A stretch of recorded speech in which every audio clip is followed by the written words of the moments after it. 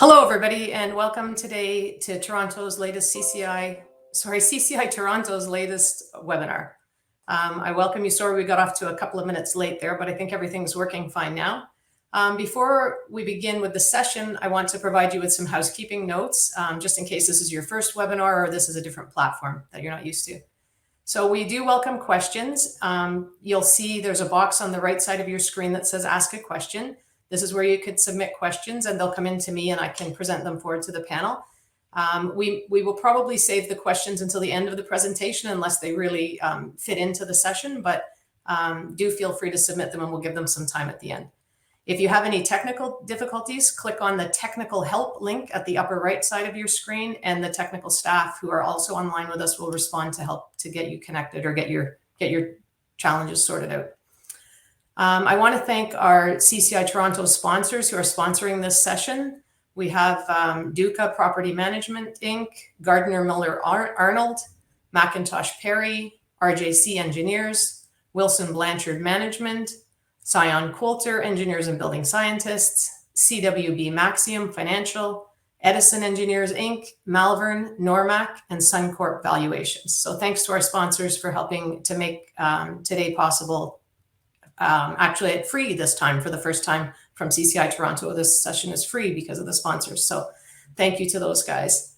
And then for any of you who are looking for continuing education after this session, there will be another webinar on November the 18th called Hybrid Meetings. So information about that will be available on the website. So let's get going with today's session. I want to begin by introducing the panelists. So today we have with us John DeVellis, who is a partner and member of the Condominium Law Group at Shibley Wrighton, LLP. He acts for condominium corporations throughout South and Southwestern Ontario on all aspects of condominium law, including compliance and governance issues, general litigation, and commercial matters. John is a frequent contributor to condo industry publications and has spoken many times on condo law topics. Wes Neal is a new face to CCI Toronto, and he is the district manager of the short-term rental enforcement unit at the Municipal Licensing and Standards for City of Toronto. Wes was instrumental in the creation, implementation, and execution of the newly formed short-term rental enforcement team. Prior to joining the City of Toronto, Wes served 32 years with the Toronto Police Service, where, as a detective, he led several investigative and enforcement teams, including the Major Crime Unit, Covert Operations, and the Witness Protection Program. You know, it's funny, I've read a lot of bios in my life, but that's one of my favorite bios because it's like, wow, this guy's going to come and find you if you do anything wrong. So that's awesome. Next speaker is Manjeet Ram. Manjeet serves as the president of the board of directors at Festival Tower. Festival Tower is a condominium complex located at King and John above the TIFF Bell Lightbox. The board at Festival Tower is committed to its strategic vision of delivering an exceptional residential living experience and has had some extensive experience dealing with short-term rentals. So welcome, Manjeet. And last but not least, we have Ben Tavish. Ben founded Condo Security and has provided safety and security in condominiums for over 20 years. Ben is also a condominium director. Ben is passionate about education, developing new concepts, and application of best practices for the betterment of safety and security in the communities that he serves. So welcome to our speakers. So today we're talking about short-term rentals, and it's interesting. I was thinking back about the origin of short-term rentals, and it really came about as part of the whole sort of sharing economy, right? Where we realized as a society that we have a lot of resources that are underutilized, whether it's cars or houses or tools, and that if we shared those, the world might be better, both sustainably and for people. And so we went down that path, and at first it seemed friendly and good, but then obviously people see opportunities, and short-term rental was a place where there was an obvious opportunity for investors to buy up many units and then rent them out on a short-term rental platform, which was very profitable for them, but had some negative impacts on the communities. So a few years ago, the municipalities stepped in and said, okay, you know, let's keep housing for housing and not just let this new short-term rental model overtake the housing. So that had gotten in place, but then COVID hit. And so now, you know, obviously the pandemic basically put a pause on short-term rentals. And a lot of those short-term rental units got put into long-term rentals, or some of them got sold. But now that things are opening up again, I think we're going to see an uprising in the prevalence of short-term rentals again. And so I thought this session is pretty relevant, because we should all remind ourselves again, what's the current status of legislation or of municipal bylaws, and how should we handle short-term rentals. So that's the plan for today. And we'll start off with the West. I know Toronto sort of led the way in terms of short-term rental bylaws. Can you give us an overview of the rules and what's in place? Absolutely. Thanks very much for having me today to speak about my favorite topic for the last couple of years, short-term rentals. So I appreciate the opportunity. By way of history, Sally, you touched on some of the points. The City of Toronto and Council for the City of Toronto have been studying short-term rentals and its effects since November 2016. So it's been a long process. And it is, it was forecasted that in the City of Toronto there was up to 30,000 short-term rental units in the City of Toronto at one point. And like you touched on with the pandemic and the regulations coming into place, it's certainly dropped. But with the changing world and things opening up, we expect it to get quite busy. So, like I said, the research was done through 16, 17, 18, and in 2020 of December, the bylaw was created and it was implemented. So I think it's important to start off with sort of defining what a short-term rental is. A short-term rental is a rental for a short period of time. And that's been it's been determined that 28 days or less. So anything that you're renting out your home for more than 28 days, that's considered a long-term. Anything under is 28 days. Short-term rentals are allowed in any residential zone in the City of Toronto, and any type of home, whether it be a condo, a condo, a rental apartment, or a single dwelling, fourplex, triplex, that type of thing. There's some stipulations as to how many days you can rent. So when you apply for a permit with the City of Toronto, you're going to provide certain information type, and you have to make a determination if you're going to be renting your home short term, or the whole house, or individual rooms. So when you're renting your whole home, you're entitled to up to 180 days per calendar year. If you're renting rooms within your home, then it's unlimited. You can rent unlimited throughout the year. But it does have a cap of 3 rooms. Again, it's allowed anywhere where residential zoning is in the City of Toronto. And the caveat to that is there's no secondary suites are allowed. That really doesn't affect this audience today, being as it's condominiums, but we have a lot of issues with secondary suites with single dwelling homes. What I wanted to let you know is who can apply for a permit. So the permit fee is $50 for the individual. Anybody can register their home, not just a homeowner, but also a tenant of a home. A lot of people don't understand that, but if you own a condominium and you rent it out long term to a tenant, that tenant is in fact allowed to short-term rent. So there's in order to one of the biggest issues that we have, it has to be your principal residence. Principal residence is defined in many different ways, and I don't think anybody has really nailed down the perfect definition of principal residence. But one of the things that you do have to provide the City of Toronto is government identification, and that government identification has to be in the address that you're applying for the permit. So that's one of our largest stumbling blocks. And then there's the companies. Company permit. These are generally platforms, for instance, Airbnb or bookings.com. Those are the 2 that are registered with the city thus far. It's a little bit different for them. The stipulations are the cost. First of all, it's $5,000 for their permit, and there's a lot of things that they have to agree to, like stay data that they have to share with us. They have to have the infrastructure to be able to provide all stay data for on a monthly basis. They have to have a law enforcement sort of portal that we can tap into, and we can do our research with what's going on within their portal. Yeah, so short-term rental registration started September 10th of 2020. And what we did for the first roughly 4 months is we educated the community. We did some social media blitzes as well as regular media to educate. So we would attend to complaints, and we would educate people on the new bylaw. So that went through to January 1st, and on January 1st we went live with the enforcement. So that's pretty much the process as far as the applying for an application. It is self-reporting. It's all done through a portal on the City of Toronto website. In the beginning, there was a learning curve. People were not truly understanding the bylaw and what's required. We've had now almost a year to sort of bring them into compliance. We've had quite a bit of success.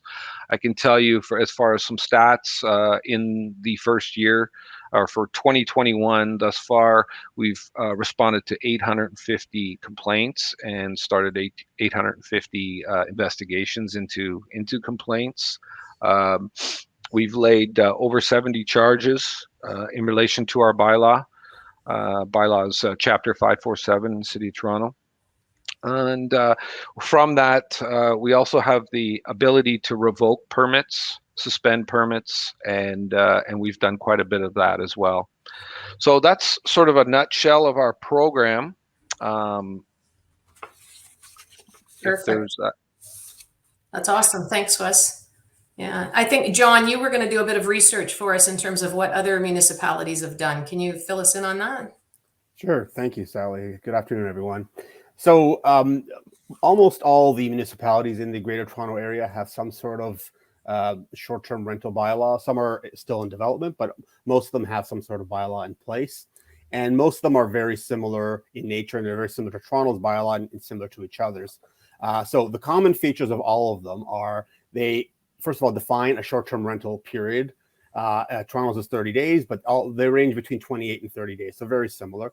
Almost all of them have a maximum of 180 days. That is, if you add up all of the short-term rentals throughout the year, you can only have a total of 180 days. That's similar to Toronto's. They all have a principal residence requirement. What that means is that has to be your principal residence. It does not mean, as Wes just said, it does not mean that the person has to be in the unit during the short-term rental, which is part of like one of the gaps in the municipal bylaw that condominium corporations so maybe want to tie that up with their own rule, is that provision that allows someone to be out of the unit. So, you have a snowbird who goes down south for a few months and rents the unit as a short-term rental throughout that whole period. That will be in compliance with the municipal bylaw if, provided you have your licensing requirement in place and all that. But that may still be outside the condo's rules, or the condo might not like that. So that's the feature of the municipal bylaws. They all have a licensing requirement, as Wes just said. So if you are going to be renting your unit on a short-term basis, you need to apply for a license from the municipality. And there are various licensing requirements under the bylaws, such as you must have proof of insurance, various other, you must have a local resident who will be the principal contact during the short-term rental. There's a whole host of regulation requirements for licensing. And also, most of them have what I call a good conduct requirement, and that is important because even if you have a condominium and you don't have your own rule, you're just going to rely on the municipal bylaw. But you have issues with people who are renting their units on a short-term basis. Either there's partying or disturbances, nuisances, that sort of thing. You should still report it to the city, even though the rental itself may be in compliance with the bylaw. But you should still report it to the city, because when it comes, the city, as Wes said, the city can revoke a license, and the licenses have to be renewed. And at the time that they're renewed, if the city believes there's a good reason to believe that the operator will not operate with honesty and integrity, or will not operate in a way that doesn't disturb the other people, the rights of other people, primarily other residents in the building, that may be a rationale or a justification for the city to revoke or not renew the person's license. So with that, I'll just go quickly through the various municipalities. Mississauga, let's start with Mississauga. It's the most comprehensive bylaw. And I'm not going to go through all the requirements again. They're all similar, as I said. I'll just highlight the main differences. So Mississauga's bylaw, again, has all the same features that I just set out. The main difference between Mississauga and other municipalities is it also, in the licensing requirement, requires the applicant to show that the homeowner has given permission for the short-term rental, because sometimes tenants will rent a unit or a house on a short-term basis and the owner is not aware of it. And that's a big issue that we'll discuss later on. Also, permission, if it's a condominium unit, permission from the condominium corporation. That's not a feature of other bylaws, so that's something unique to Mississauga. And also proof that the intended short-term rental is in compliance with the condominium's rules of condominium's governing documents. Again, that's unique to Mississauga. And so, because when we'll talk later on, we'll see that the municipality generally will not enforce the condominium's rules or governing documents, but in this case, Mississauga actually makes it a condition of getting a license that you are in compliance.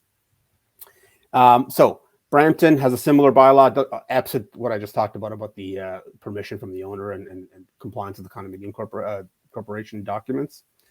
But similar 30-day definition of short-term rental, 180-day maximum licensing requirement. Oakville is one of the oldest short-term rental bylaws and similar. Vaughan has also a short-term rental bylaw. They have a 4% municipal accommodation tax. So anybody renting their unit on a short-term basis has to charge and pay that tax to the city. I believe that's similar to the city of Toronto. I don't believe any of the other bylaws, municipalities have that requirement. Richmond Hill and Whitby are two of the cities that are still developing their short-term rental bylaw. So they're just doing their consultations now. It's likely they will have bylaws at some point. They just don't have them in place right now. Oshawa has a bylaw in place, similar to the others. And then Ajax and Pickering are still under consideration as well. So they're Ajax has a licensing system for rentals generally, but there's nothing specific about short-term rentals. So for John, for any of the listeners, like if they're in a certain area, it's fairly easy to find those bylaws, right? If they search short-term rental bylaw for their municipality. All the requirements are out there. As I said, most of them are similar, except for Mississauga is a bit different than the others. So today we're going to talk quite a bit about Toronto, but I do want the audience to know that obviously the Toronto rules may not apply to you. So do take care to know what the local municipality is. Exactly. Okay. Awesome. You alluded a little bit to the documents, John. Maybe you can expand on that a little bit. Like talk about like if the condo docs are permissive and the bylaw is more restrictive, or the condo docs are more restrictive than the bylaw. How do those play out? Like which has to be followed? Right. So let's talk about the first scenario. So if your condominium documents prohibit short-term rentals or provide a rental period that's longer than the minimum for the municipality. So as I've said, the municipality generally will not enforce your condominium documents. You can have a rule that is more restrictive than the condominium documents. So, than the municipal bylaw. For example, many condominiums have a rule that says the initial rental period for any rental must be 6 months, a minimum of 6 months. And that has been upheld by the courts as a reasonable rule. So that is more restrictive than the municipal bylaw, but the city will not enforce your governing documents. So owners are still obligated to comply with the governing documents. They don't get a pass just because it's in compliance with the municipality. And I said, in some cases, corporations will want to have stricter rules in the municipality because the municipality, as I said, has a regime where short-term rentals are allowed, but for many reasons, the corporation does not want to allow them. So it's possible for the condominium to pass their own rules. And we'll talk about how the corporation. We'll talk later about how the corporation enforces those rules. There's enforcement steps. Perfect. The other question you asked about is the condo docs permit. So in some cases, the condominium corporation's declaration will specifically say, and this is more common in downtown Toronto, newer buildings. The declaration will say condominium units may be rented for any lease period. There's no minimum lease period, in which case the corporation can't pass a rule for a minimum lease period. But in that case, the owner of the unit is still obligated to comply with the municipal bylaw. So in both cases, what I'm saying is both municipal bylaws and the condominium docs will exist concurrently, and the owner is obligated to comply with both of them. Okay. And in some cases now, that last situation is another related issue, is where the condominium corporations, let's say the declaration says any rental period is acceptable. In some cases, condos have still tried to pass rules governing the use of the units. For example, they've passed rules saying it must only be used as a single family residence, or must only be, it can't be used for transient use or hotel-like use. And that has been challenged, and the courts have upheld the rule in that case. It's saying the two uses are not incompatible. Like, in other words, saying you can have a lease of any rental period doesn't mean you can rent your unit as a hotel where the person has another residence and they're just here on vacation. So even if your declaration does say any rental period, they may still be an opportunity for the condo, if they want, to pass rules governing the use of the unit. Perfect. A couple of questions in from the audience. One for you, Wes, and that is, would a condo board be able to get a list of all the units that have been registered in their building from the city? No, there is some privacy issues around that. We've looked into this. We've had similar requests. We do have a portal where you can go in as a community member, and you can check to see where short-term rentals are. The issue came up because it's done by postal codes, so the issues come up with condominiums and buildings, obviously, because they all have the same postal code. So our IT people are working on that right now, so that somebody can go on and they can find out within reason where the short-term rentals are. Okay, I always suggest to condominiums and directors, if they have an issue or they have a concern, they can make a complaint about possibly an unregistered short-term rental, and we will investigate it, and we'll be able to tell them yes, they're registered, or no, they're not. So and if they see one of the listings on one of the listing sites, they should see that registration number as part of that listing too. That is correct. It's mandatory that it's their permit is listed on their ad. So that's another way they can look. Yeah. And then John, there's one for you. You mentioned rules, that the condo can have their own rules around restricting short-term rentals. One question came in that says, would it be appropriate for one of those rules to demand that the short-term renters be fully vaccinated for COVID? Have you thought about that? So we have done a number of vaccination rules, but they generally apply to amenities in the corporation, so the gym, the party room, et cetera. We haven't done any that apply to residents, and that's because we don't feel like the corporation has the right to regulate people in their own homes in terms of like vaccination status. But that's an interesting question, whether short-term rentals. So that's in theory, that's a different animal, because sorry, wrong choice of word. A different use of the unit, because you have now more people coming in. I still think that, well, we'd have to look at that. It's a good question. I don't know if there's an answer right now. It is a bit different. I can tell you that during the pandemic, the Reopening Ontario Act, which governed the COVID enforcement, almost from the beginning, there was some rules put in place that short-term rentals could only be used for persons in need of housing. So if you were, I'll give you an example, what would fit if you say you lived out of town and you had maybe an ailing parent or grandparent that you had to come and take care of, that would fit. So what it was doing is we were seeing a lot of party houses because the bars were shut down, the young people were renting short-term rentals, and then they were essentially opening up their own nightclubs in different homes and condominiums. So it was pretty strict, and it was in place throughout the whole pandemic, or the during those really important times, but it has since lifted a couple of months ago, so you can rent without the need of housing. Perfect. Okay, so now we're going to bring in Manjeet now, because we brought Manjeet onto the panel because his corporation has a kind of unique experience with short-term rentals, and I thought it would be great to share a case study of how they handled it and how it went. So Manjeet, take it away. Sure. Yeah, thanks for having me. So I'm currently on the board of Festival Tower, which is a King and John, just above the TIFF light box. So we're right in the entertainment district, so where short-term rentals are probably abundant, as Wes can point out. Just the theater, bars, and clubs and all that stuff is around here. And so a while back, it was a kind of a community-led effort, and the board was really involved in it about reducing the amount of short-term rentals, because even though that the area is what it is, people still want to have a living experience, like a residential experience in the building, and just be a footstep away from entertainment. So they didn't want it to live in a hotel; they wanted to live in a home.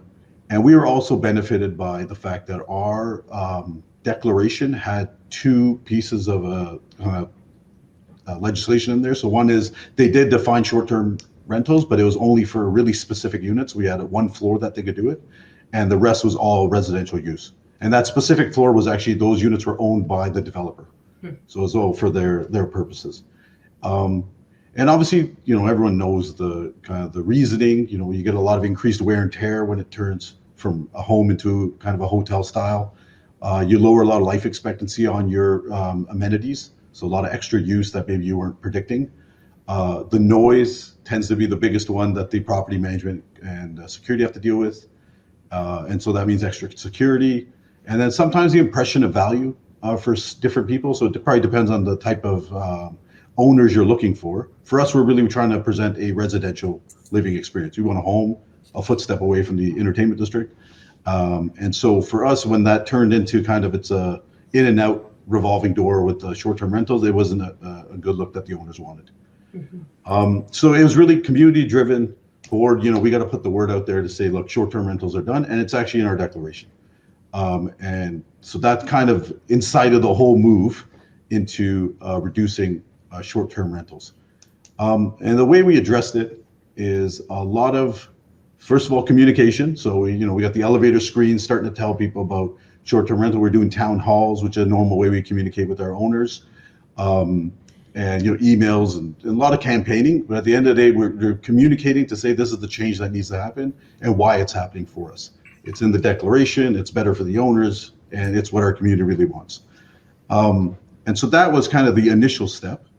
But the way we really did the enforcement was about IDs. So anytime you use your fob in our building, security will see a picture. And so they can kind of match up that your ID is for this person. So we're tying those little fobs to people, and they're showing pictures. And if those don't match, security will actually have the ability to deactivate that fob for security reasons.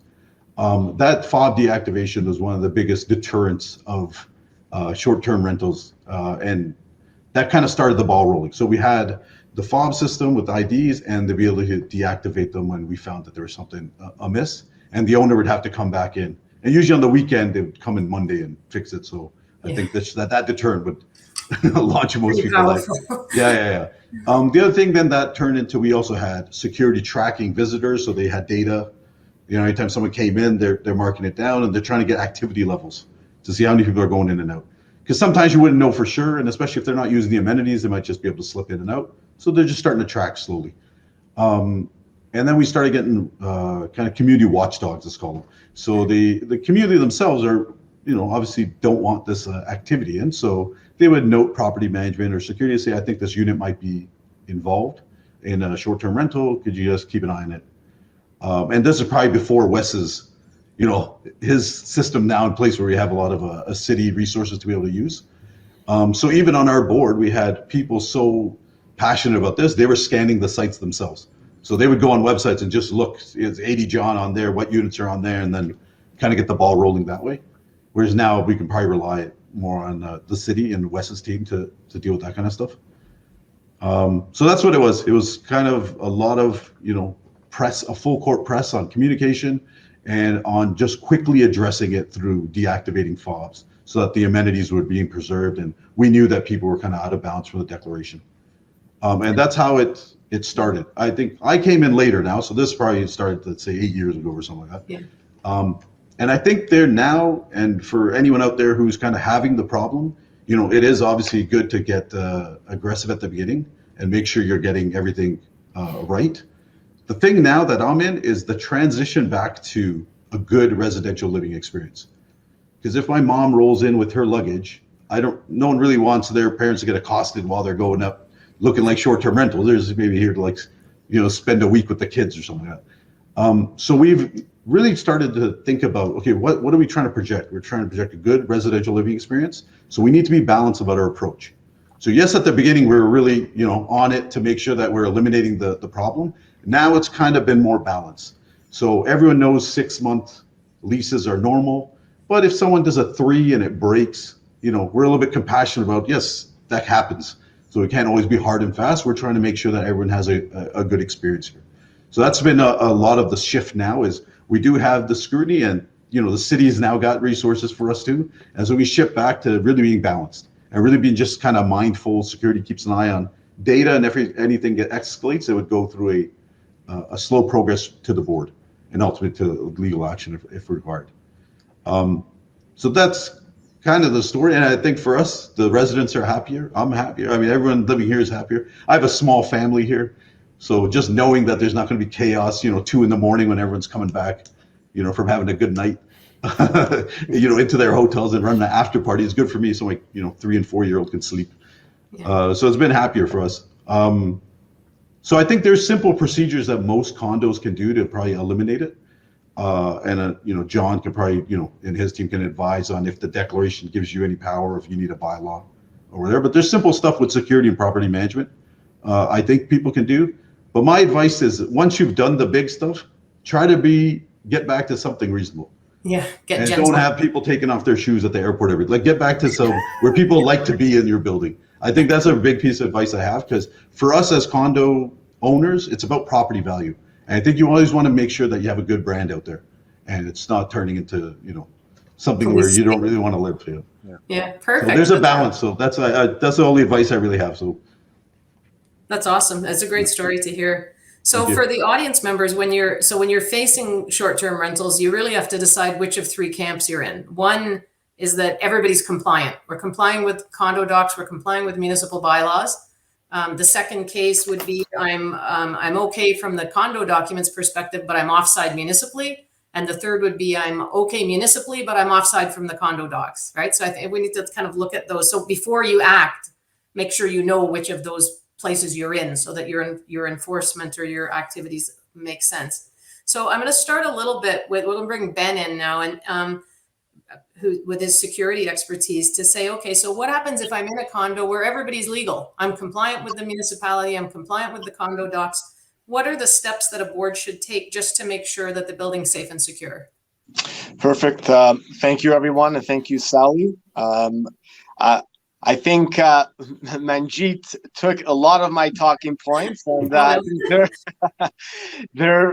it seems like their corporation are exemplary in regards to what you should do. So some of the items that I will talk about might be repetitive. I think number 1 is to have all your checks and balances in order, which means to have a very, very strong administration and back end. To know who are all the owners, to get the understanding of proper registration, to know that anyone that is going to, obviously it's legal and allowed, they have a permit. Those permits are authorized by the municipalities. To verify that there's a registration by the host in advance of any of the bookings. One of the things that we strongly encourage is to make sure that whoever is on those registrations for short-term rentals are the only ones allowed into the property. And what that does, inadvertently, it to a degree, I won't say 100% prevents it, but it does reduce those partying and those gatherings and multiple individuals coming through to increase the wear and tear of the property. To make sure that the waivers are filled out. So if there are any damages, they are chargebacks. To make sure that, as Manjeet alluded to, if there's visitors or anyone else coming through, that they are tracked. So now let's look at the case where renters are complying with the condo documents, but they're offside municipally. So Wes, this one's for you. So let's say I still have in my building, I have an investor that owns 30 units and they're still renting them out on short-term rentals. Or I have units run as short-term rentals, but they're running it full year. Now you did that. I wanted you to clarify that point, because you did say something like if it's just a room, they can do it full year, or if it's the whole apartment, they can't. So if you can talk to that. And then or it's not their primary residence. So what should they do? Like, how do they interact with the city? What's the way to approach you? What information should they gather before they call you? That sort of thing. Right. So, yeah, when you're from a condominium standpoint, when I say it's unlimited, that means that the owner or the tenant is living there. Say it's a 2-bedroom condo, and they're renting out the second bedroom, and they live there. They can do that for a full year. There's no restrictions. Very rare. We find that's very rare. But as far as different units that are in non-compliance, like I had stated earlier, we have stay data that we receive. We also have a compliance team that does data scrapes. We have so many tools in our toolbox to figure out if you're actually, a foreign investor or you don't live there. I mean, you don't have to be a foreign investor. You can live in, Markham and have a condo in downtown Toronto. So I'm pretty confident that. First of all, we do need the assistance from the neighbors for sure. What they're seeing, what they're hearing. The first step is to see if they're registered, right? So they can contact the city. We have different ways that you can contact us. You can call 311 to a 311 operator and lodge your complaint there. We also have a portal, online portal, where you can make your complaint through the portal, and we also have our own short-term rental team email address that you can contact us that way. But traditionally, somebody who's gonna call us, we want to make sure that they have a little bit more than I think it's a legal short-term rental. Maybe some information like they're seeing, different people coming in and out on the weekends or throughout the day. Some of that information, there's a lot of sort of agents out there where there's cleaning companies that come in and clean it. And obviously, if you're living in a condo and you're on the same floor, you're seeing that. So that's all really good information. People going in with luggage in and out.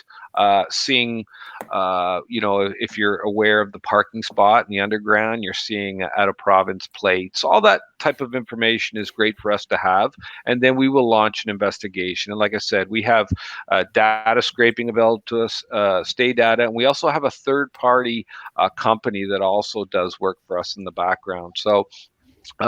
We've had challenges with principal residencies, but it's almost been like a cat and mouse game. We will also take statements. We will charge somebody that we suspect or we have reasonable grounds to believe that they don't live there. We will charge them, and we will take sworn statements from the neighbors and put a case together and put it before the courts. A lot of time, our experience is once we start we have a problem unit, and we start taking these steps that I just described. A lot of times, we'll get a cancellation of their permit. So that's generally what ends up happening. Is sort of the net's closing in, and they will just cancel. So really, let me see if if I get this. So you want the condo boards or if it's a unit owner complaining, but more often I presume it will be a board or security complaining. You want them to gather enough information that there's reasonable evidence that there's a short-term rental that's not being operated properly, right? They don't really need to do the detective work, right? Correct. They can kind of hand that to you guys to do.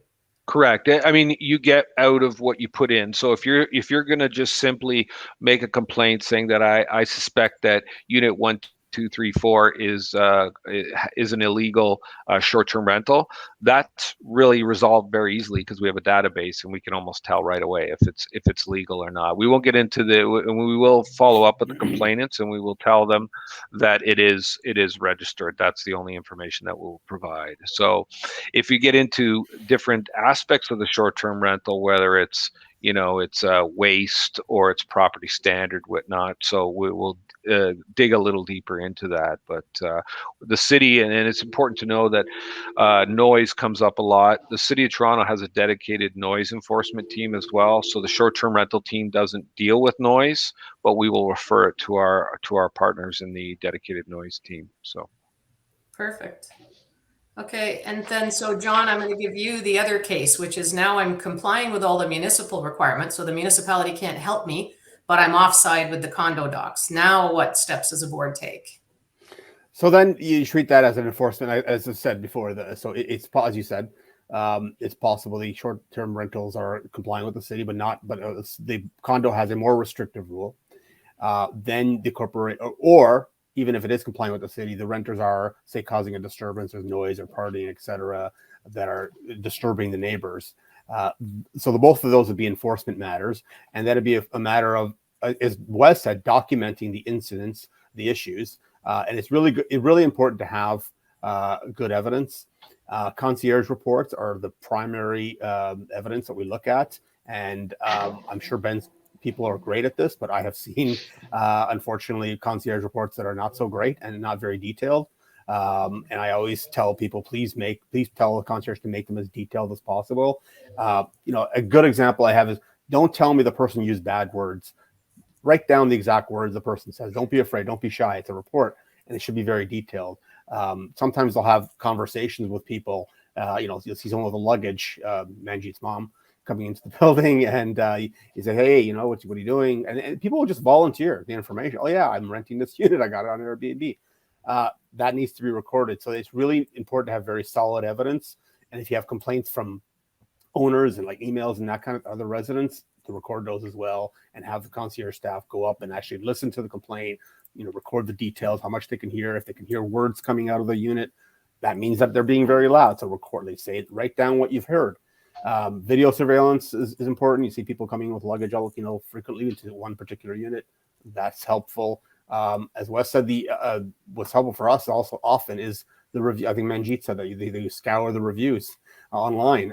That's very helpful. Airbnb, you read those reviews and they'll say, oh, Sally was a great host. She was very responsive in unit 1, 2, 3. And so that's very good. We record all of that. It's very good evidence to have. In terms of enforcement, most of the time, when you confront an owner, or as I said at the beginning, sometimes the owner doesn't even know that this is happening. They rent their unit to a tenant and they think it's just a regular tenant, and often tenants, there are people who go around renting units in various buildings on a long-term tenancy, but not intending to live in them. They just rent them out on a short-term basis. That's their business, which is now not allowed under the municipal bylaw, but these things happen. So sometimes the owner doesn't know, and just writing to them and letting them know what happens, what's happening, and they will take care of it. But usually if you write to the person, that will not often resolve the problem. If it's not and it continues, then in some cases we've had to take legal action, either arbitration or litigation to the court. And so that's where all this evidence that we're talking about is important. And then we'll need witness statements from the affidavits from the people who witnessed all the evidence, all the infractions. So, but that it is important to document things as you go along, because you may end up on this last step where you have to be in court. So kind of the usual enforcement, like a polite letter first, maybe a second follow-up, then maybe a letter from the lawyer where there would be that you'd charge back that cost. Correct. And then It's an escalation. Correct. Yeah. Okay. Yeah. Good stuff. Mm-hmm. There's a question from the audience, John, that relates to that. Our building has no rules on short-term rental, but the declaration and rules and regulations, presumably bylaws, state that each dwelling unit shall be occupied and used as a private single-family residence. Does that equate to a ban on short-term rental in your experience? Yes and no, it can. So the situation that Wes described, where the person is living in the unit and renting out, say, a room, that would violate the single-family residence. Now you have two separate families renting the unit at the same time. But there is conflict. So now, leaving that aside, the person is not living in the unit or not in the unit. It's just their principal residence, but they're out of the unit and they're renting on a short-term basis. We have used the single-family residence stipulation when there is no rule, and said that that's not a single-family use of the unit. So that Kapoor case that I mentioned earlier, that's an example where just because you're renting to a series of single families doesn't mean that that's a single-family use, because that single family has a hotel, has a room somewhere, a home somewhere else. They're just using it as a hotel. That's a hotel. That's not a single-family use. But there's conflicting case law on that. So I would say if this is an issue, yes, if this is the only option, you can rely right to the person, say this is a violation of the single family residence requirement. But you should also consider passing a rule that makes it specific that rentals must have a specific minimum rental period, or cannot be used as a hotel, etc. Sure. Okay. But you have to look at your declaration, make sure that okay. declaration. I'm gonna go to Ben next. If the board, let's say the board has reasonable evidence that there are non-compliant uses, what kind of support can they expect from security? The question I put to you in preparation is, would the security actually turn people out into the night? Like, you're not welcome in this building, go away. I know you've just flown in from Dubai, but off you go with your suitcases. You're not welcome here. Or like, what's a reasonable degree of support that they can expect from security? Perfect. Very, very good question. So I think the scenario where someone shows up at the concierge desk and we may have to turn them away is probably the last step in the process with regards to enforcing it. And again, going back to some of the points that Manjeet had alluded to, and I don't know where I got cut off. I think there's a lot of preliminary steps that need to take place before we have a hard stop with regards to refusing it, which means working with the city bylaws, working with the corporations council to make sure that the owners are getting those warnings of, if you're in violation, that you cannot continue on with your activities. I think that's a big point. And yes, if we do come to that point of, we gave that the owner a chance and they still persisted to allow an STR activity against the corporation or the city bylaws, then at that point in time, we will. And there was an example of one of our properties that you had a family, they came in from Dubai. This is pre-pandemic. And the particular host had received a number of notices that they had to register. This particular family did not register, and they were asked to find a hotel in the area. They did come back to the corporation to ask the corporation for the chargeback of the hotel fees. And obviously the corporation refused, and it was between them and the host, and whatever in between. I believe Airbnb has some support and insurance on that, but yes, we would be required, and similar to what Manjeet mentioned earlier, and again to John mentioned, there's a lot of record keeping with regards to this. So if there's infractions, to make sure that you record it, to make sure you have video evidence, to make sure that you have names, you have ID information. If there's damages, to take pictures, to make sure that everything is accounted for. There is something I wanted to add in my first point that's important. And even though Manjeet's community is very homogeneous and everyone is very universal, there's a lot of communities that we work with that they're very divided with regards to half want it, the other half don't. So I think it's important to be flexible. In one community, I won't mention the name, there was a rule that was passed, and again they had to go through the proper channels, that each unit was only to be rented for a minimum of 30 days. And since they did that, they decreased all the nuisances and all the activities that were related to the short-term rentals. They were able to have buyback from the community that actually lives there and wants that, as Manjeet mentioned, that balance, that it is their home, it is their community. They don't want a police state. And they were also able to satisfy those members of the community that obviously were using those units for STR purposes. So I think again, I don't believe in the left or to the right. I think there's always an in between, both on the enforcement and also on the rules that you're going to be engaging with. I think, but Ben, as follow up to that, if you had a building, so if you have full-time security, it's one thing. If you don't have full-time security, are there other measures that a board can put in place to sort of reduce the risks related to short-term rentals? Definitely. So we have assisted communities that don't have an on-site security or concierge staff. Again, I think Manjeet had provided some very, very valuable information. Number one is to get your community involved. Have those regular communications, have those regular town hall meetings, have the postings, involve your community to report those activities. So if they see suitcases, and I'm sure there's going to be a pattern. If there's repeated noise complaints, encourage them to follow up and complain. Encourage residents to call by law enforcement to make sure that you have a very, very strong access control into the property. not everyone is able to get in. The other thing that is very practical, but we find that it has a lot of value. In this day and age with real estate agents, lock boxes are almost everywhere. So who's to say that STRs are not going to use that same practice for that key exchange? So what we recommend in those communities that don't have that, have a very, very strong and meticulous process with lock boxes. Have one area, make sure that area is monitored by camera, make sure that anyone that installs lock boxes are pre-registered, which means that if have your super go do a walk around, if they see lock boxes in the adjacent tree, on the common areas, or on the bike racks, cut them up and have those notices going out that those are not allowed. It's practical, it's very cost effective, and we find that it works. But again, it's having your community members to be involved, to report it, to report the activities, to report those units, to make sure that those are back channeled to the property management. The property management is sending out the notices to those owners.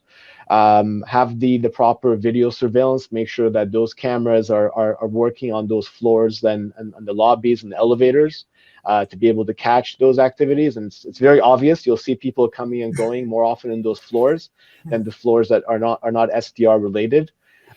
So there is a way. You don't necessarily need to have on-site staff to be able to be there to enforce it for you.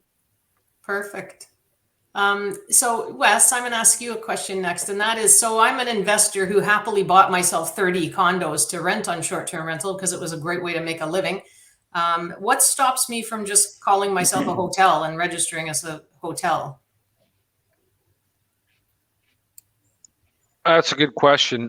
There is some exemptions to the short-term rental bylaw, and one is hotels. But in order to, you can't just call yourself a hotel. First of all, in a residential condominium, you're not a hotel. That's a residential, so you'll never get that exemption. But if you are a hotel, and we have many in downtown Toronto that are not the big names that we all know, but the smaller names, they want an exemption, and they will start advertising short-term rental in their hotel.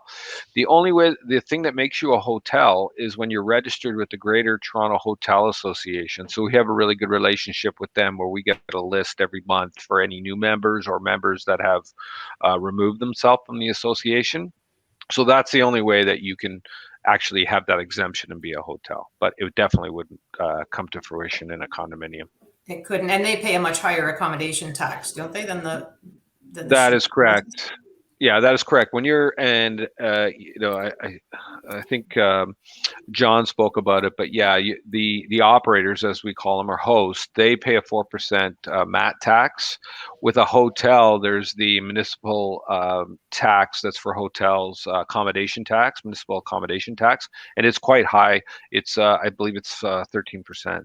So there's no benefit to, if you were say a hotel or a motel, and you want to sidestep the short-term rental bylaw with an exemption, you're going to be paying more money in your taxes.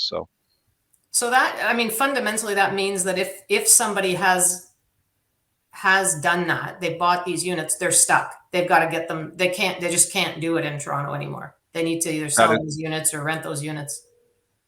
That is correct, and we do see that. I mean, your example is sort of 30 units in a condo. It's very rare, but you're right, and that's what's happening. Is when the bylaw came in place, people thought that they could just continue with their regular routine, but you have strong communities within condominium corporations that don't want it, and they will let us know, and we will shut them down. So. Do you think there's ever going to be enough pressure from those groups to get the bylaw reversed? Or I know it went through an appeal process, but do you think it's set now? Yeah, I do. I think it's there was a real need for regulation in the city of Toronto, and the work's gone into it, and the legislation is complete. There's a lot of resources have gone into the setting up the system, and I don't see it going anywhere anytime soon. And like you mentioned in the beginning, there was an appeal to the original bylaw, and it was upheld by the courts. So that's one test against the bylaw, and it was upheld. So, sure. I thought we'd pause now and kind of do a couple of case studies. I thought you and John might have some interesting examples of a particularly challenging case or something, and how you helped the helped sort it out. So maybe do you want to give us something on that, Wes, and then we'll go to you, John. Yeah, I mean, we deal with a lot of condominiums and we deal with a lot of residents. Some of the more interesting investigations have been in dwelling homes, dwelling houses and whatnot. But a couple things that come to mind. I know that some of the condominiums, when they're developed and they're built, they have guest suites within the condominium. So from my understanding, if you had family staying with you, the builder or the corporation has a couple of furnished units in the condo. So it's important to know that a lot of the condominium corporations were advertising a short-term rental, and they cannot do that. They need a license for those suites as well. Well, they would Some have of to our be the primary residence, wouldn't they? So I think they can't do it regardless, can they? That is correct, yeah. But Yeah. what I'm saying is they've been renting them out short-term rental, and they're not. It's the principal residence, of course, but they also can't just rent them out to the public. Yeah. They can rent them out as part of an amenity for the condo.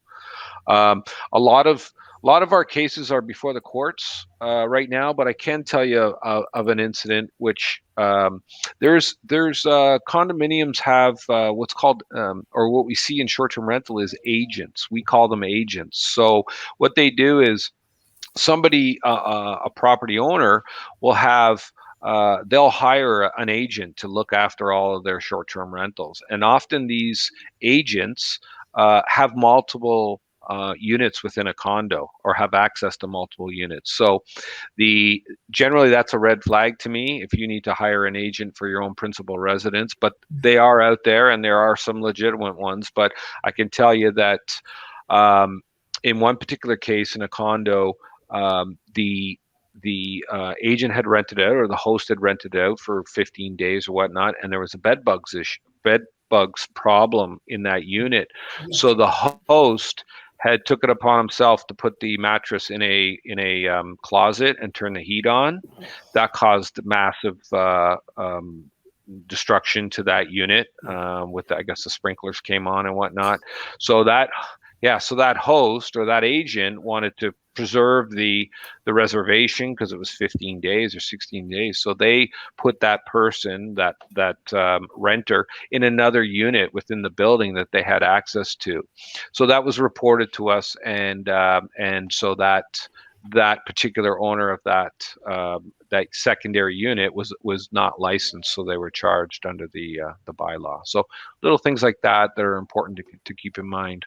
So let me get that straight. So I can use an agent if I'm renting out my home, but there's still, like, if I have an agent, chances are I'm an investor. I'm not in my primary residence. So that's a good flag.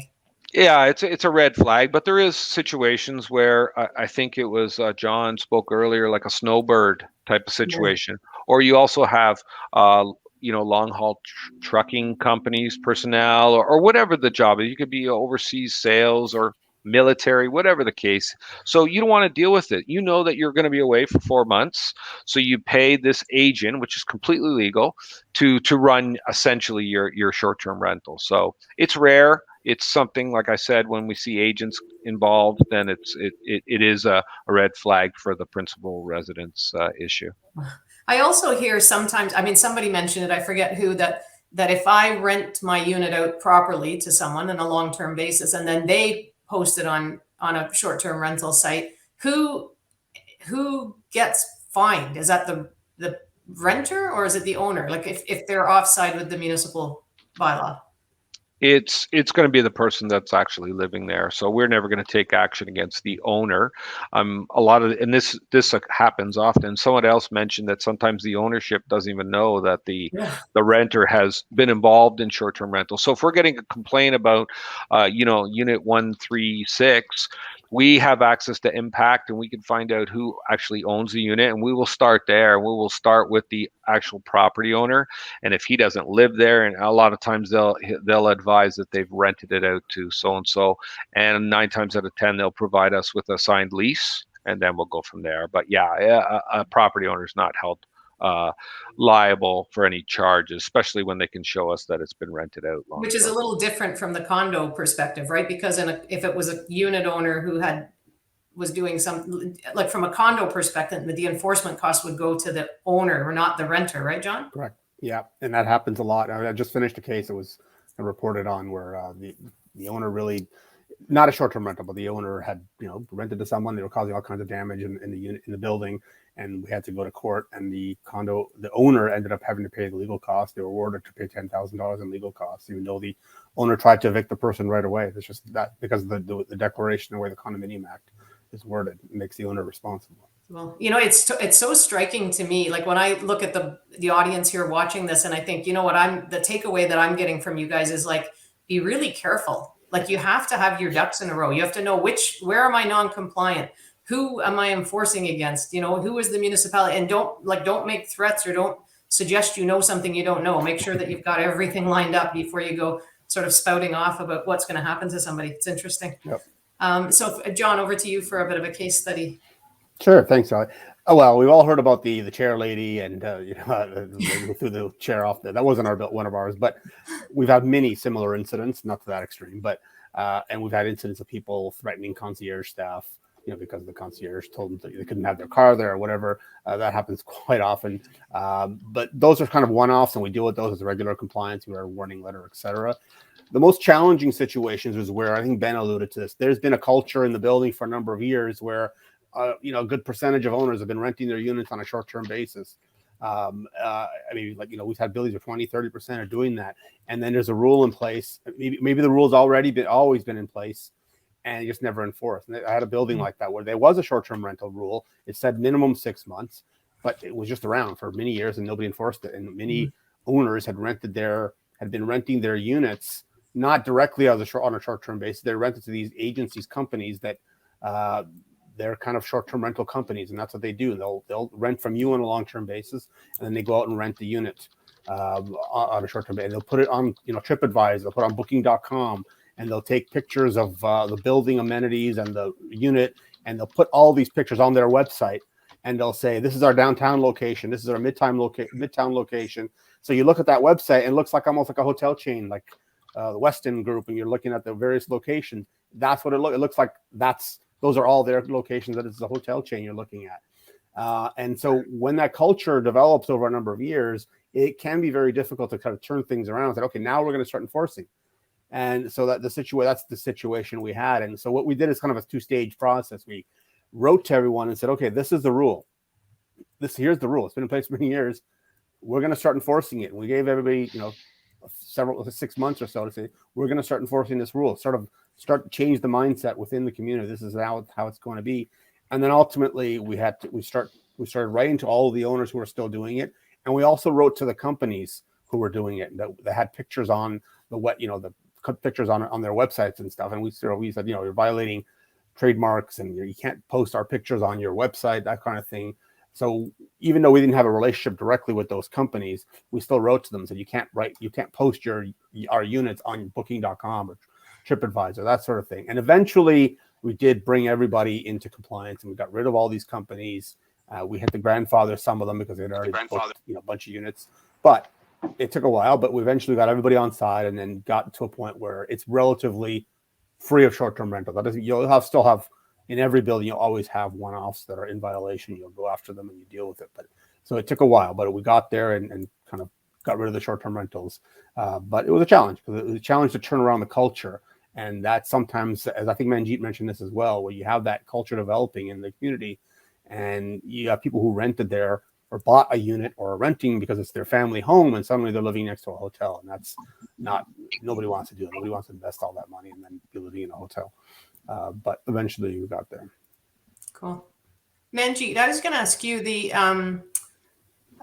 you have any pushback at all? Like I wonder sometimes, like some people might buy a unit in order to run it as an investment. Like that was the model. And suddenly when they go to a long-term rental instead of a short-term rental, they're not making the same money. Was there any pressure on you or pushback, or were you worried at all that it might negatively impact the unit values? So I think, that's a good question. I think that's probably generally across the whole city, like the value proposition of owning a property and then being able to do the short-term rental premium is very attractive. Yeah. And so a lot of people are picking up units kind kind of John and Ben, everyone that's not applying the rules so aggressively, you think, okay, I'll just slip in and they'll ignore it. So when it first happened, from the stories I got from the previous board members, there were some people who that definitely had a complaint. I think for us, we were just lucky that there was legal documentation that just said, look, you can't actually do it. So like John said, you do 6 months of education, 6 months of and get people in the right mindset. Like, this is not really allowed here. But there was pushback. But I think most people, and it probably happened across the city, just started selling the units. So if the premium of short term and you lose it and you go to long term is not worth it for you, you're probably running some pretty thin margins to begin with. Like your mortgage to payment kind of like system is probably not going to work. Maybe you just sell it. And I think that probably happened to a bunch of people where they were probably running really tight. But most people, they just switched to long term and kept the asset, because at the end of the day, property values in Toronto, if you're 8 years ago, you're still doing okay. I mean, we can all know that, right? So for the people who they just couldn't handle it because of just how they were running their business, they just sold. But a lot of people here still rent, but we have had a trend up. So that's one stat we've actually been watching here, just out of interest from the board, is how many people are owner occupied and how many people actually just own to rent. And so there's some rough numbering. Our property manager does a pretty good job of like tracking it. And we've gotten places where, it used to be 30% owner occupied. We're at about 50-50 now.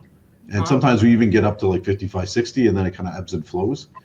COVID made some numbers go wild for a lot of people, because a lot of people, they have a second home and they just went to their cottage or something, rather be up there, away from people. But that was a trend we saw, that once this started happening, you get a lot of owner occupied population going up. And that, what everyone's saying here, that just breeds a snowball effect. Now you got more people talking, more people in the community, security is more engaged with knowing owners and, waving on a regular basis, that it just kind of solves a lot of issues. So you get the rental people you have are treating this as a home and not a hotel. And then that's the community vibe that I think some owners want in a condo. So then you're just attracted to those condominiums that can do a good job for that. Yeah, and it's a good point. The prices have been up and the market's been pretty wide open. So if people needed to get out, they could sell. I'm sure there's some, there's definitely sellers. Like you could definitely pitch units. So I have a couple of more questions that have come in from the audience, but I will put a shout out to the audience to say we've got a few minutes here at the end. If you have some questions, do feel free to put them in the question box. So the one came in, hang on, where is it?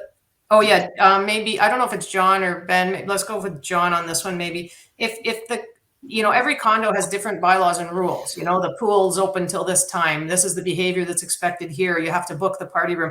How on earth can a condo communicate that to all of the short-term renters who are in the building?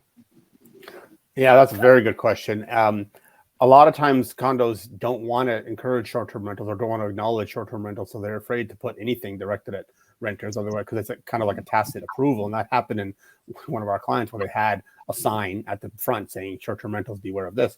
Not that it was allowed, it wasn't allowed. It's just that they wanted to tell the people. And then people said, well, I thought that was allowed because the sign was there. So it can be a catch-22. But no, I think that it would be helpful to have a notice at the if you have a building where short-term rentals are allowed, have a notice at the beginning, say here's the rules. This is not a hotel, for one thing. There are rules about use of the amenities. You need to book the party room. You can't just walk in, that sort of thing. Some people are aware. So it's important to have some kind of communication. But again, sometimes they're just afraid because they don't want to be seen to be approving the rental. Now, I would say, when I deal with condos, I tend to get given the entire package of documents. And I would suggest that if someone is coming to stay the night at your condo, if you hand them 50 pages of declaration and rules, probably not a great plan. So should they have some sort of a special document where they're really summarizing key issues, or? Well, we have told owners that you are required, the Condominium Act, you are required to have renters give them a copy of the condominium documents, the declaration, bylaws, and rules. And we say that every renter is a renter. So whether it's short-term or long-term, you're required to do that. I mean, enforcing that compliance is very difficult, and they could just put it in their emails, but they are required to do that. So yeah, Manjeet's trying to get in as well, I think, on this. Oh, sure. Shoot. Yeah, Go ahead, Benji. I was actually going to say one point on that. For us, it actually COVID introduced a way to actually solve some of these problems. So for us in the amenities, we had to start doing pre-booking. So you have to basically book the amenity. So owners have to, or residents have to go into the app and like book the amenity. The second stage, like once we were starting to get out of COVID, we also had to do contact tracing. So a lot of our amenities have a QR code on the door to get in, where you basically scan it with your phone and then you type in your info to be able to get in, and then security kind of just unlocks it and they let you in. That right now is a place, and we're looking into this, to say basically put in all that kind of information, that extra information. So if you do have someone that is new to the building, for us, we're always trying to think of like, how do we get the new people fully aware of like how to use the spaces. So that's become a place where we can message people. So they're signing their name, their whatever, and then usually they're agreeing. Just somewhere at the top, you say this is kind of the top 3 points, and then the rest is signage. We just put signs on the wall and try to hope for that, especially on the pools and things like that. It's just littered with like, don't jump in the shallow end kind of stuff. That QR code is very interesting tech now that can give you a place where you have an audience with the owners and the residents. So I just thought I'd throw it out there. Something we've been looking at. I think it's a great idea. It's funny though. So basically the message out to the audience is you definitely need your building to probably be more high tech than it is, so that you can have photo ID on your fobs, or you can have QR codes on your amenities. Because I don't see that often. Yeah. That's very true. I think technology, even for boards in general, technology probably even makes your meetings better, probably even makes your ability to share documents better. But especially when managing building, there's technology out there, and probably we're solutions behind. Like there's probably stuff that's needs to come up the curve for kind of this turnkey. You get the one app and it does all the things for you. So what is it like your eyeball? What does it do? My face recognition. Yeah, it's just something like that. The building should have face recognition and opens the door for you when you get home. So, but I think that to me is places that obviously all the boards here should be kind of almost championing to get vendors out there to be starting to build these products. Like if we're the ones pressuring to say, hey, I would love a product like this and I'm willing to pay X, we should see companies coming to the table, hopefully offering things like that. So it's something that boards of the directors and can probably start talking to other buildings to make some more pushes towards good technology solutions that actually help us and are cost effective. Mm-hmm. We have a question in from the audience, Wes, for you. Can you tell us the kinds of penalties you have the ability to hand out to repeat offenders? Yeah, certainly. I can tell you that there's 2 ways in the province that you can lay a charge. One is what's called a part one of the which is generally a ticket that you would get for speeding when it's called a set fine. So a majority of our offenses are around $1,000 for a set fine. However, we do not lay our charges that way. We do them by way of part 3. So what that does is it allows the justice of the peace aggravating factors in the case. It allows them to go higher. I can tell you that we've had guilty pleas where the sentences are $3,000 for one count. So it depends on the magnitude. We had a community that was really hard pressed. They had a homeowner that didn't live there, constant parties in a really nice area, very expensive home, and the host, the operator, was involved before any sort of bylaw existed, and she caused a lot of problems for this normally beautiful street with really great neighbors, and that was all taken into consideration upon sentencing, and she was convicted of $3,000 on 2 different charges, so for a total of $6,000. So it can get pretty high. We're new in the bylaw, new in the prosecution stages of it. These things take a while to get court, so everything I talk about is about guilty pleas. So people going to court and actually, pleading guilty, taking the responsibility. So that gives you an idea. There's quite a few charges. Some of the things, like when you are a registered host, we have the ability to inspect the premise at any time within reason, but we do inspections of the premise to make sure that they're following the rules, that they've actually reported the type of dwelling that it actually is. We can order any kind, or we can request any kind of documents with relation to sales of their short-term rental. So we have a lot of tools, like I said earlier, and the fines can be quite high, in answer to the question. I think that's a great answer, because obviously with these investor renters, if the penalty is too small, it's going to be worth their while just to pay the penalty. Yeah, absolutely. And that was taken into consideration, because we don't want operators that are just going to look at it like these fines are just, I guess, a way of doing business or a cost of doing business, right? So they have to be substantial enough that it's not worth it. So if they get caught, they could be losing, 2 months revenue from their short-term rental. So that was all taken into consideration. So speaking of fines, John, can a condo corporation say to unit owners who run short-term rentals, you have to pay an extra fee, right? Extra maintenance fees to cover the increased wear and tear? Well, traditionally, no. There was case law on that in the past where a condo tried to enforce a rental administration fee, and the court struck that down and said that was, again, contrary to the Condominium Act and the declaration, which says you can all the common element fees must be allocated on the basis of the percentage contribution in the declaration. However, there was a case earlier this year, and our firm was involved in this, where the court, now this involved the resort condominiums. It's a bit different, but the condominium passed a bylaw that, just to your point, anyone who rents their unit, and they're all short-term rentals because it's a resort accommodation, anybody who rents their unit must pay an amenity fee, as part of the fee for a night to the condominium. And that was challenged, and the court upheld the bylaw and said that compared the amenity fee to sort of a party room booking fee, because so if condos are allowed to charge for booking party rooms, why can't they charge an amenity fee for rentals? And also said that in this case, the corporation was set up specifically for rentals, which I'm not sure why that matters, but anyway, that was the court's rationale. That decision is under appeal. It's one of the Court of Appeal in January, so we'll see what happens. And I can't really say that much about it, but it's in progress. Yeah, guys, I want to tell you thank you so much, John, Wes, Manjeet, and Ben. You guys were awesome. Thank you so much for sharing your time with everybody today. Last but not least, thank you once again to our sponsors for today. So Duke Property Management, Gardner Miller Arnold, Macintosh Perry, RJC Engineers, Wilson Blanchard Management, Scion Coulter, Engineers and Building Scientists, CWB Maxium Financial, Edison Engineers Inc., Malvern, Normac, and last but not least, Suncorp Valuations. So thanks to our sponsors. We couldn't do it without you. And thanks to our speakers, and everybody have a terrific day.